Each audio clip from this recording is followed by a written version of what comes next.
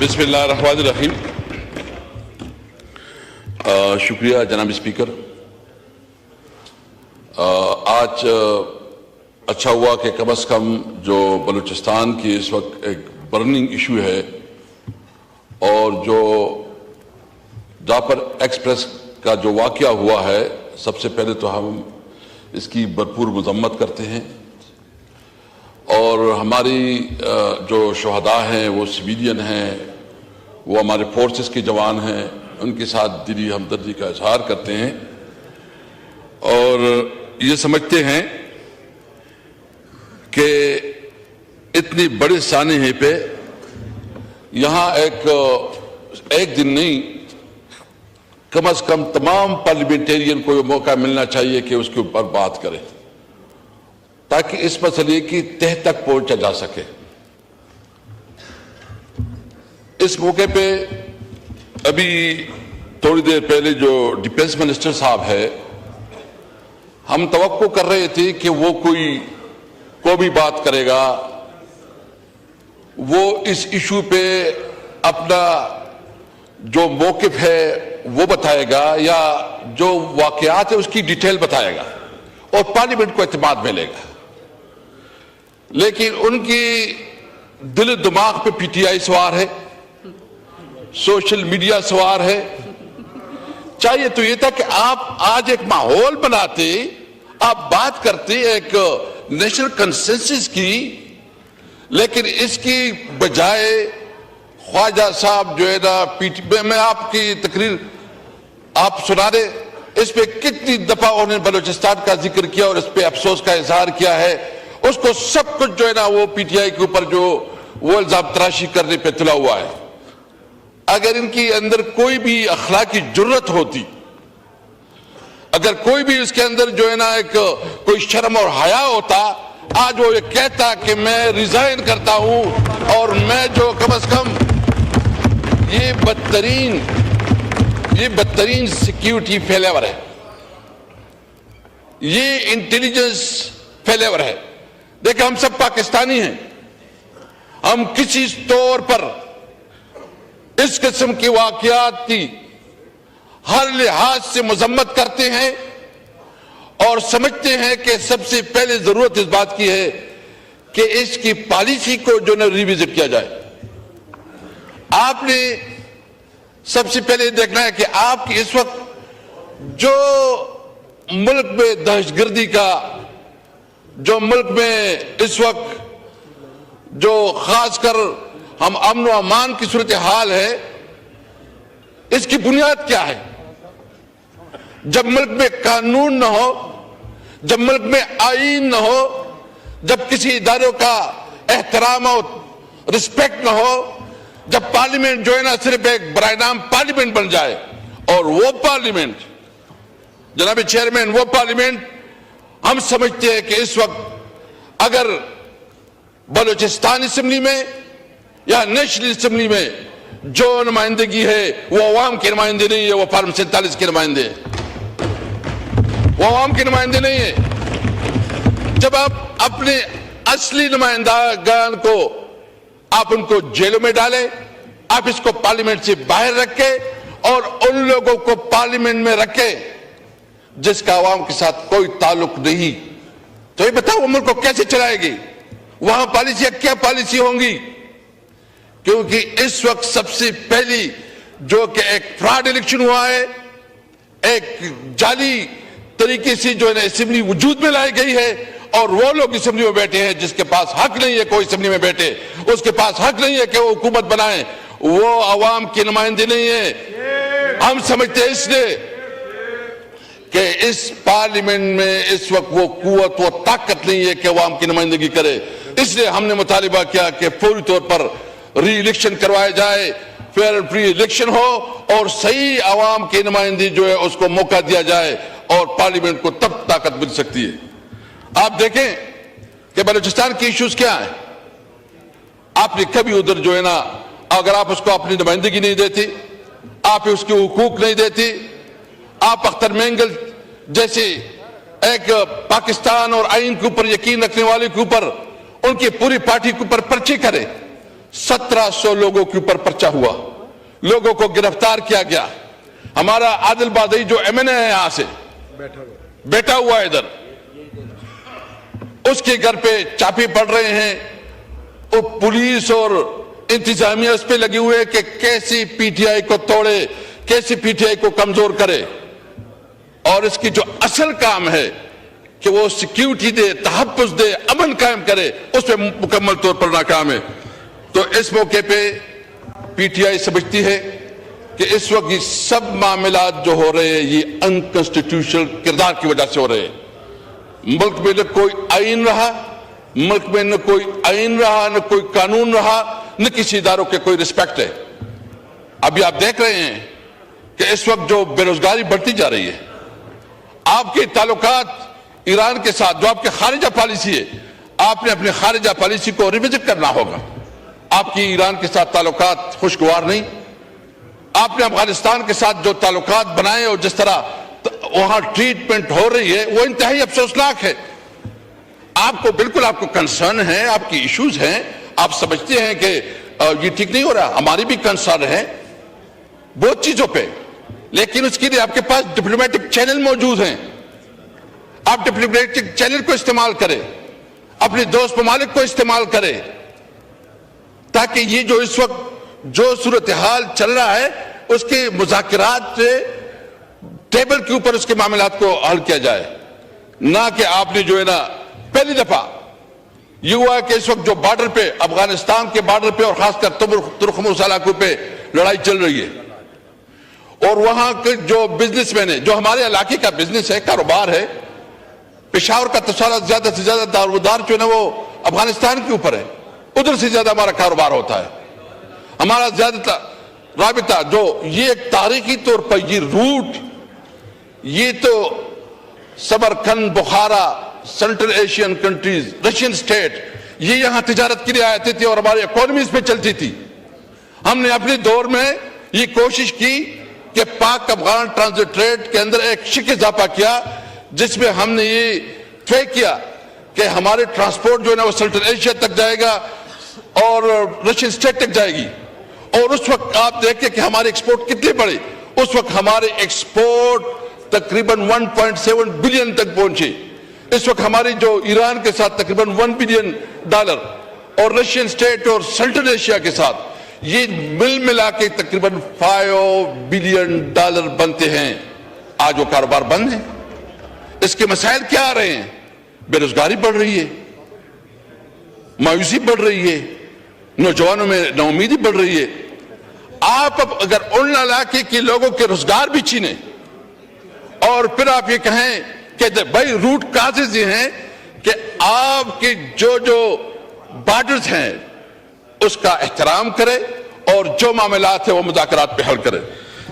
जनाब चेयरमैन, इस वक्त सबसे बड़ा मसला वो सिक्योरिटी, खासकर जो है ना ये दो सूबों में और बलोचिस्तान, जो हमारा फाटा एरिया, जो मर्ज एरिया है, और इस पार्लियामेंट भी कमिटमेंट की थी और 18 अमेंडमेंट के बाद जो कि एक एग्रीमेंट हुआ था फाटा के साथ कि 1000 बिलियन 1000 बिलियन रुपए जो वहां के डेवलपमेंट पे लगाए जाएंगे। आप रिपोर्ट मंगवा के देखें इस वक्त कितनी जो है ना उधर डेवलपमेंट हुई, कितना पैसे इधर इस्तेमाल हुआ है। आप जानबूझकर छोटी सूबों को जो है ना महरूम रख रहे हैं। आप जानबूझकर जो है ना उसको उस तरफ धकेल रहे हैं कि खुदा न ख्वाह पाकिस्तान के खिलाफ वो काम करे। और आज ख्वाजा आसिफ साहब जो है ना डिफेंस मिनिस्टर हैं, वो जिस तरह बयानिया बयान कर रहा है कि सब कुछ पीटीआई की वजह से हो रहा है, ये सब कुछ तुम्हारी नाली की वजह से हो रहा है। तुम्हारे अंदर वो कैपेसिटी नहीं है, तुम्हारे अंदर वो सलाहियत नहीं है। चाहिए तो ये कि इस मामले पे हम किसी तौर पर, हमारे लिए सबसे पहले पाकिस्तान है। हम अपने इदारों को मजबूत देखना चाहते हैं।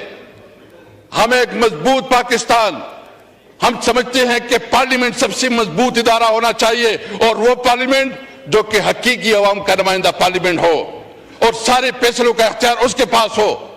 हम समझते हैं कि अदलिया, जब तक अदलिया इंसाफ नहीं फराहम करेगी, जब तक अदलिया को जो जिस तरह कंप्रोमाइज किया गया और 26वीं आईनी तरमीम की آڑ میں جس طرح عدلیہ کے اوپر اٹیک کیا گیا اور اس کو مینیج کیا گیا وہ قابل مذمت ہے. ہم سمجھتے ہیں کہ جب تک عدلیہ مضبوط نہیں ہوگی, آزاد نہیں ہوگی, انڈیپینڈنٹ نہیں ہوگی, تب تک یہ ملک آگے نہیں بڑھے گا. آپ نے اپنی عدالتی نظام کو مزید مضبوط کر رہا ہے. آپ دیکھ رہے ہیں کہ اس وقت ہمارا جتنی بھی ادارے ہیں وہ اس کام میں لگے ہوئے ہیں جو اس کا کام نہیں ہے. تمام اداروں کو اپنے آئینی حدود کے اندر رہتے ہوئے اپنا کام کرنا چاہیے. آج اگر یہ انٹیلیجنس فیلیور اس لیے ہے کہ ان کا کام زیادہ سے زیادہ یہ ہے کہ وہ ایک پولیٹیکل پارٹی کو ملائن کرنے کے لیے, توڑنے کے لیے, اس کو کمزور کرنے کے لیے لگے ہوئے ہیں.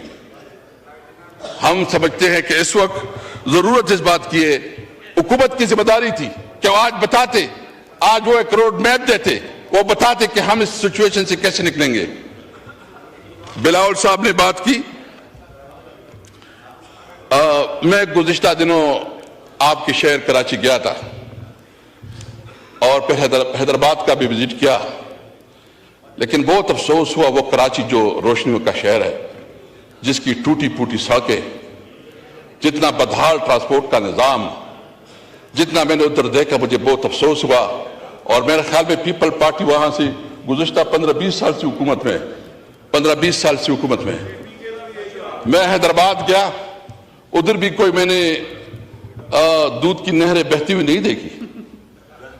جو سندھ میں گیا, سندھ میں ایسا حال ہے کہ شاید یہاں تو کوئی حکومت ہی نہیں ہے, وہاں کوئی پرسان حال نہیں ہے. بلاول صاحب کو ہماری بات بھی سننی چاہیے تھی کہ جو آپ کا علاقہ ہے اس کی حالت یہ ہے کہ وہاں جو سندھ اور خاص کر کراچی, باقی تو چھوڑو, کراچی کا جو حال ہے, یعنی کراچی کی روڈیں, کراچی کا پورا انفراسٹرکچر تباہ برباد. کراچی روشنیوں کا شہر ہے, اس کو جو اس کا حق ہے اس کا حق نہیں ملا. اور جو اس وقت یہ بات کر رہے ہیں کہ قیدی نمبر 804, قیدی نمبر 804 کی بات ہم ضرور کریں گے, ہر وقت کریں گے, ہر موقع پہ کریں گے, اور کیوں نہ کریں. آپ نے قیدی نمبر 804 عمران خان کو آپ نے ناجائز طور پر جیل میں رکھا, اس کے خلاف ناجائز پرچے کاٹے اور غیر قانونی طور پر اس کے خلاف پروسیڈنگ ہو رہی ہے, اور جو فیصلے ہو رہے ہیں وہ کئی اور سے ہو رہے ہیں, ادھر امپلیمنٹ ہو رہے ہیں. یعنی ملک میں اس ملک کا وزیر اعظم رہا ہے, اس ملک کے لیے سب سے بڑا انہوں نے ورلڈ کپ جیتا, بہت بڑی عزت دی, اس ملک کے لیے شوکت خانم اسپتال بنایا, وہ ایک سیلیبریٹی ہے. اس وقت پاکستان کی سب سے بڑی, پاکستان کی تاریخ کا سب سے بڑا نام, سب سے بڑا کردار اور ایک تاریخی کردار جو نام عمران خان ہے.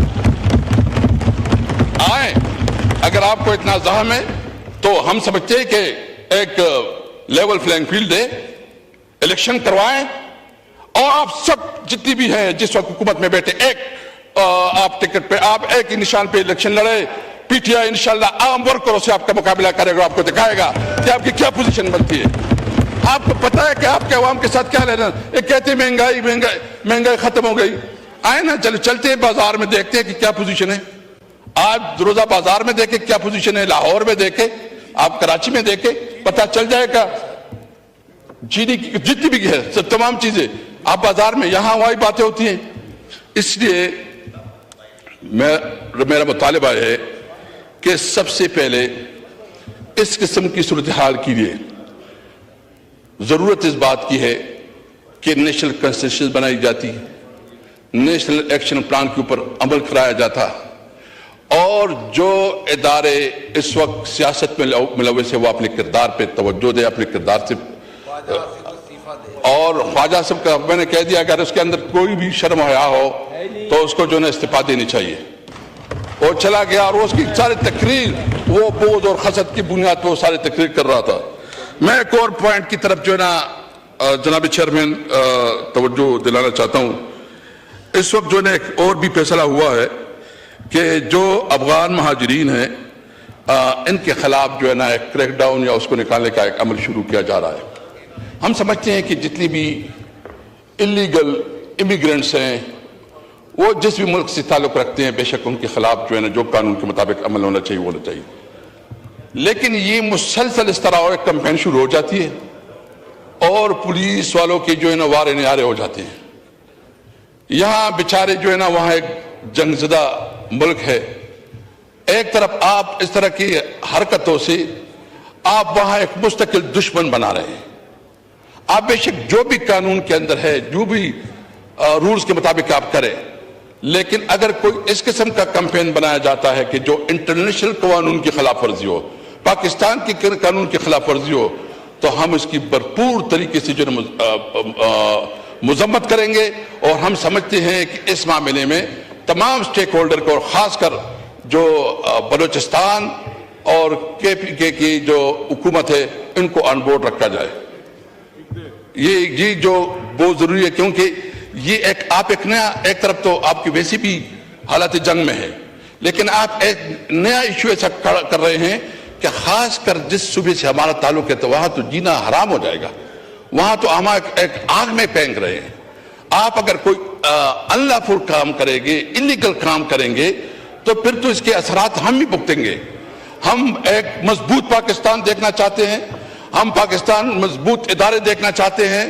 ہم سمجھتے ہیں کہ آئین کے اندر رہتے ہوئے جس اداروں کا جو کردار ہے اس کو اپنا کردار ادا کرنا چاہیے، اور اس کو جو اس کا حق ہے، جو اس کی لمیٹیشن ہے، وہ اپنی لمیٹیشن کے اندر رہتے ہوئے اپنا کردار ادا کرے.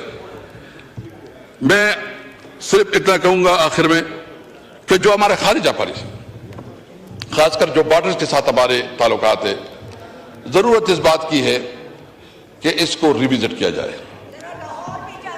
اور اس میں لاہور تو ماشاءاللہ ہم نے دیکھا ہے، اور لاہور کی بھی حالت ہم نے دیکھی ہے، وہ بھی ہمیں معلوم ہے. وہ ہماری حکومت میں بہتر بن گیا تھا. No cross talk, please. I won't allow the cross talk, please. اس وقت دیکھا نہیں ہے، جیتا بھی ہے. اس وقت جو ہے نا، علی محمد خان صاحب، اس وقت اگر آپ بھی اس طرح کریں گے تو پھر کون آئے گا؟ اس وقت جناب چیئرمین، اس وقت جو امن و امان کی صورتحال بلوچستان اور آپ کی صوبے سندھ میں بھی جو کچی کے ڈاکوؤں کا راج ہے، اور کچی کے ڈاکوؤں سے لوگ تنگ ہے، اور پنجاب میں بھی جو کچی کے ڈاکو ہے، اس کے لیے ایک کلیکٹیو ڈیسیجن کرنا چاہیے. اور صحیح معنوں میں ضرورت اس بات کی ہے کہ اس کے لیے نیشنل کنسنسس پیدا کی جائے. پاکستان زندہ باد.